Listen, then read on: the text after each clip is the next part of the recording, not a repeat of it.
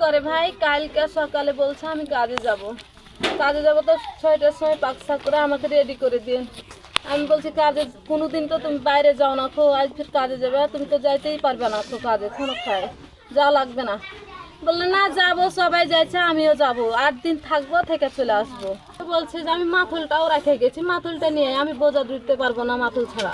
আমি বলছি দরকার নাই, তুমি বাড়িতে এসো, বাধা পড়ছে তোমার কয়বার, তোমাকে যেতেই লাগবে না।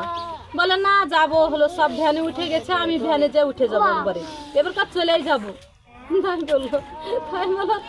আমি বলছি যে মাথুল দিতে আপনি বাড়িতেই এসো, আমি মাথুল দিতে পারবো না, তুমি বাড়িতেই এসো, এভাবে বললাম। ভোর 6টায় ট্রাকের ওপর আসতে অ্যাক্সিডেন্ট হয়ে বহু লোক মারা যায় এবং অনেক লোক আহত হয়।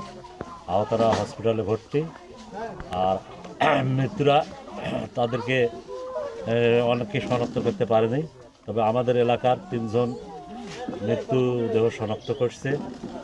আমি বর্তমান তাদের বাড়ি একজনকার বাড়িতে আসছি এবং এই পরিবারগুলো খুবই শোকাহত এবং এই লোকগুলাই এই পরিবারের কর্তা ছিল, এদের ওপরে নির্ভরশীল ছিল।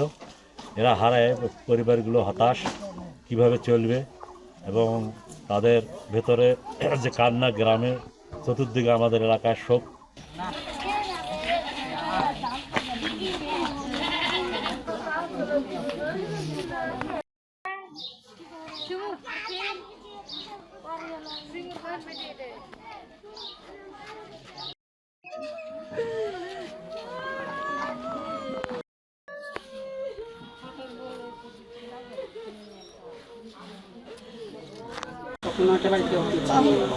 সকাল 9টাতে বাড়ি থেকে গেছে, বলছে যে কাজে যাবো,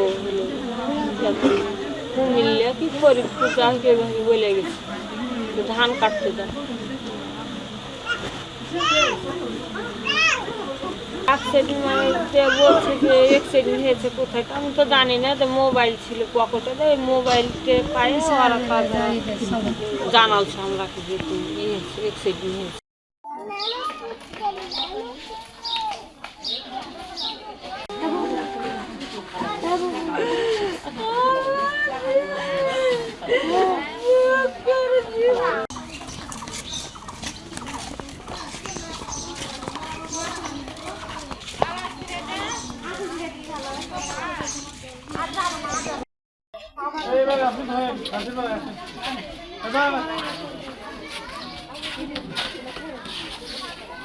আপনি